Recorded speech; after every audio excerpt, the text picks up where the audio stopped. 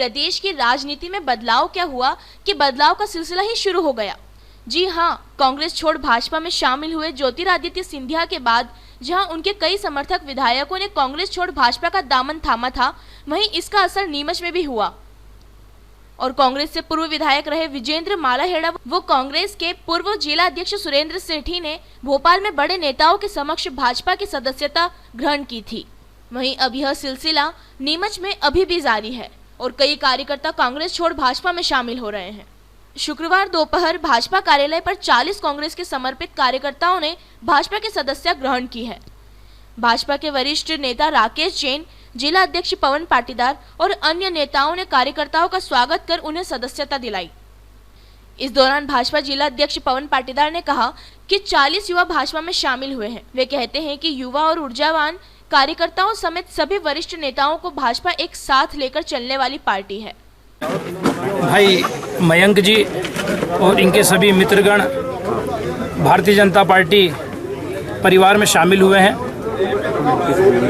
और भारतीय जनता पार्टी की विचारधारा और भारतीय जनता पार्टी के कामों से प्रभावित होकर, और भाई मयंक जी चूँकि अगर बहुत लंबे समय से हम लोगों से बातचीत में भी बहुत बार बात होती रहती थी और बहुत लंबे समय से इस प्रकार के विचार इनके सामने आते रहते थे और अभी कुछ समय पहले भाई मयंक जी ने कहा कि भैया मुझे भारतीय जनता पार्टी का सदस्य बनना है, ये देश की चिंता करने वाली पार्टी है, ये समाज की चिंता करने वाली पार्टी है, ऐसा विचार कर और आज का दिन हमने ऐसा तय किया कि मेरे सभी युवा साथी, मेरे भाई, आज इन सभी लोगों ने भारतीय जनता पार्टी में आकर और भारतीय जनता पार्टी परिवार को और बड़ा और शक्तिशाली और ताकतवर बनाने का काम किया है। ऐसा कितने सदस्य शामिल हुए हैं? ये 39 सदस्य शामिल हुए हैं। जी, कांग्रेस में कौन से पद पर थे? कांग्रेस में थे या एनएसयूआई में थे, क्या थे? ये सब लोग कांग्रेस में थे।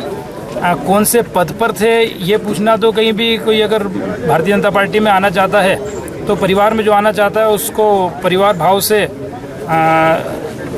स्वीकार करना और परिवार भाव से गले लगाना, ये भारतीय जनता पार्टी की परंपरा है। कौन किस पद पे रहा ये जानना कहीं आवश्यक नहीं है। कांग्रेस छोड़ भाजपा में शामिल हुए मयंक प्लास ने कहा कि भाजपा में रीति नीति से प्रभावित होकर हम 40 युवा भाजपा में शामिल हुए हैं।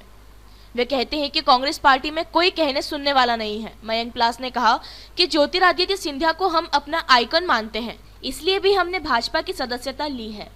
हम अभी तक कांग्रेस के कार्यकर्ता रहे और कांग्रेस में ही काम कर रहे थे और आज हमने पवन मियां के नेतृत्व में, युवा अध्यक्ष के नेतृत्व में आज भाजपा के सदस्यता ली है और मेरे साथ मेरे और भी कई साथी हैं जो पार्टी में शामिल हुए। क्या कारण रहा पार्टी छोड़ने का? क्यों? जी, भाजपा की जो नीति रीति रही है उसे देखते हुए और उसे मद्देनजर रखते हुए सभी लोगों की एक ही राय थी कि हम भाजपा से जुड़ें और भाजपा के लिए कार्य करें और देश हित के लिए कार्य करें। कांग्रेस की क्या नीति आपको गलत लगी? जी, उपेक्षा जो कार्यकर्ताओं की हमेशा होती आई है कांग्रेस में और जो चीज़ें कांग्रेस में लगातार चलती आ रही है जिससे सभी लोग परेशान हैं। सिंधिया को आइडल मान के छोड़ा आपने या कोई और वजह? जी, सिंधिया जी के हम हमेशा समर्थक रहे हैं और सिंधिया जी को हम अभी भी हमारा मार्गदर्शक मानते हैं।